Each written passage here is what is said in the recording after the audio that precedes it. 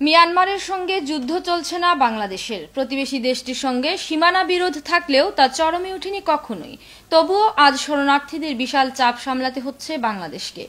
এখনো রোহিঙ্গাদেরকে দেশ ছাড়া করছে মিয়ানমার সরকার, আর বাংলাদেশের মানুষ বুকে জড়িয়ে নিয়েছে সভ্যতার এই অসহায় মানুষদের। পিছিয়ে নেই বাংলাদেশের তরুণরাও। কক্সবাজার আর বান্দরবানের রোহিঙ্গা পাড়া যেন বাংলাদেশি তরুণদের ভালোবাসার চাদরে ঢেকে গেছে। কক্সবাজার থেকে আরো জানাচ্ছেন বেলাল আহমেদ।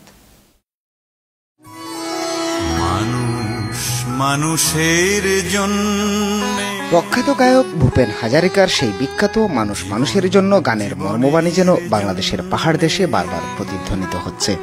লাখো প্রাণ বাঁচাতে বাংলাদেশের প্রাণ আজ উৎপাদিত। এখানে সবাই সবার, এখানে সবাই আপন। রোহিঙ্গা, মুসলিম, হিন্দু বা রাখাইনদের জাতিসত্তার পরিচয় ভুলে গেছে বাংলাদেশ। মানুষ রোহিঙ্গাকে আগলে রাখতে যার পরনাই উদার হয়েছে বাঙালি আর বাংলাদেশি তরুণরা। আমরা ত্রাণ নিয়ে ওদের কাছে গিয়েছি, পানি দিয়েছি, খাবার দিয়েছি।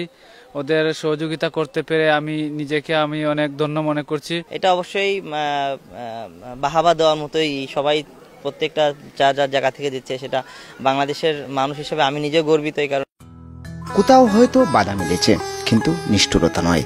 বাংলাদেশে প্রবেশ করছে লাখ লাখ রোহিঙ্গা, আর এই রোহিঙ্গাদের স্বাস্থ্যসেবা, খাদ্য সামগ্রী দিতে হাজারো তরুণের মিছিল এখন পাহাড়ের গায়ে। মায়ানমার থেকে আসা যে সমস্ত নিপীড়িত নির্যাতিত যে রোহিঙ্গারা আসতেছে, তাদেরকে হেল্প করতে পেরে আমরা খুবই আনন্দিত। এখানে সার্ভিস দিতে এসে পেরে আমারও খুব ভালো লাগছে, আমিও খুব আনন্দিত। নিজ দেশের একটি জাতিসত্তাকে নিধনের মিশনে যখন খুদ রাষ্ট্রই নেমে পড়ে, মানবতা সেখানে ঢুকরে খেলে ওঠে। যে সীমানা বহিরাগতদের ঠেকাতে কাঁটাতারে ঘিরে রাখা, তা মায়ানমার আজ খুলে দিয়েছে তারই নাগরিকদের তাড়াতে। জাতিগত নিধনে পুরো বিশ্বকে যখন তাক লাগিয়ে দিয়েছে মায়ানমার, তখন বাংলাদেশ অন্তত 10 লক্ষ রোহিঙ্গাকে আশ্রয় দিয়েছে।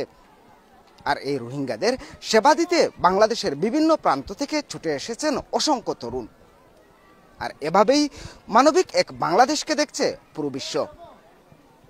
Belal Ahmed, channel S news, Kutupalong, Cox's Bazar.